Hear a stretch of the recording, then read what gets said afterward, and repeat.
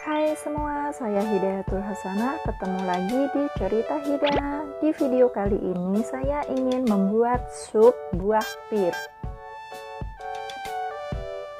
Bagaimana langkah-langkahnya? Tonton terus video saya ya. Sup ini sangat kaya manfaat. Ini manfaatnya adalah bila direbus di saat musim dingin dapat menyetabilkan suhu badan agar tetap hangat dan untuk menjaga sistem imun agar tidak mudah sakit pada musim dingin tiba atau saat musim dingin. Langsung saja ke langkah selanjutnya.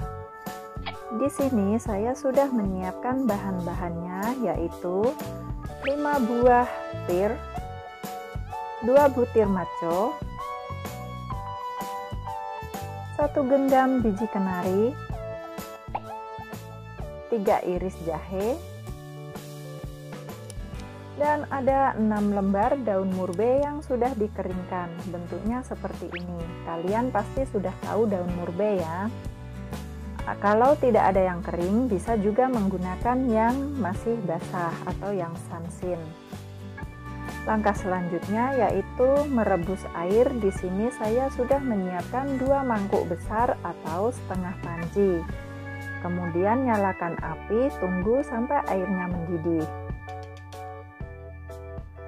Sambil menunggu airnya mendidih, di sini saya akan memotong buah pir terlebih dahulu. Sebelumnya sudah dicuci bersih ya.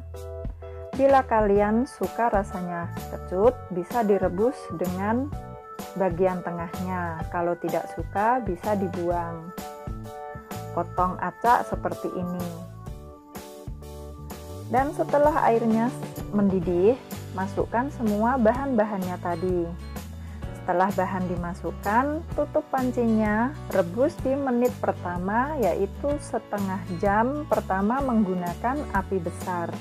Setelah setengah jam, kemudian kecilkan api, rebus hingga 2 jam. Setelah 2 jam, inilah hasil rebusan buah pir tadi. Sangat mudah kan? Semoga video saya mudah dipahami dan bermanfaat. Sampai ketemu di video saya selanjutnya. Terima kasih.